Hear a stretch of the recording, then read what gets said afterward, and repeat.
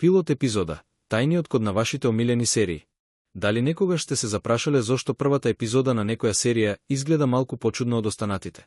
Или зошто некои ликови имаат поинаков глас само во премиерата? Одговорот лежи во еден од најважните термини во телевизиската индустрија – пилот епизодата. Но, дали пилотот е секогаш првата епизода што ја гледаме?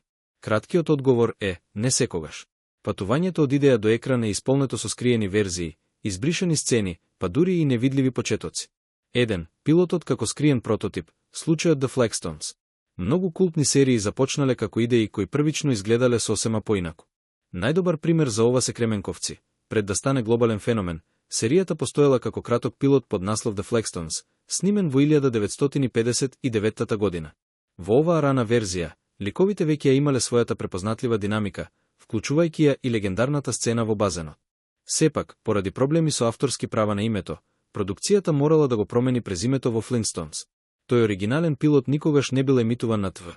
Тој служел исклучиво како архитектонски план за да се убедат спонзорите во потенцијалот на серијата. 2. Пилотот како јавен тест, Cow and Chicken и Courage.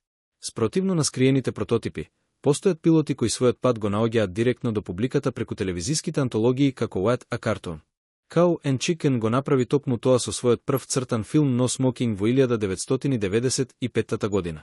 Оваа епизода беше толку бизарна што веднаш го привлече вниманието на јавноста, особено со надреалното откритие дека родителите на главните ликови се буквално само нозе, фора која подоцна стана заштитен знак на целата серија. Сличен беше и патот на Courage the Cowardly Dog во 1996 година. Овие јавни тестови беа клучни за студијата да сватат дека публиката е подготвена за неконвенционален и храбар хумор. 3. Кога пилотот воопшто не постои, ризикот на Live with Lucy. Понекогаш, патот до екранот е кратенка. Ова се случува кога во проектот се вклучени легендарни имиња, во кои телевизиските мрежи имаат слепа верба. Таков е случајот со Live with Lucy од 1986 година. Поради огромната слава на Lucille Ball, мрежата би си нарача цела сезона без воопшто да побара пилот епизода. Иако ова звучи како привилегија, се покажа како меч со две острици. Без пробен пилот каде би се увиделе мааните во сценариото и форматот, серијата доживеа неуспех и беше откажана по само неколку емитувани епизоди. Трите патеки до вашите екрани.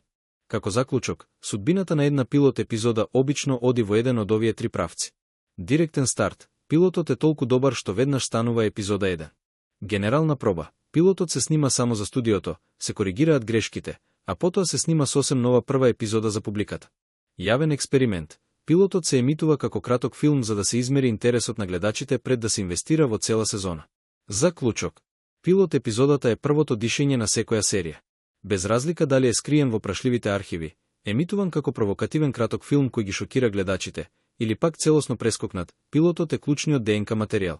Тој ни покажува дека патот до нашите омилени приказни е исполнет со ризици и експерименти кои на крајот ги дефинираат легендите на малите екрани.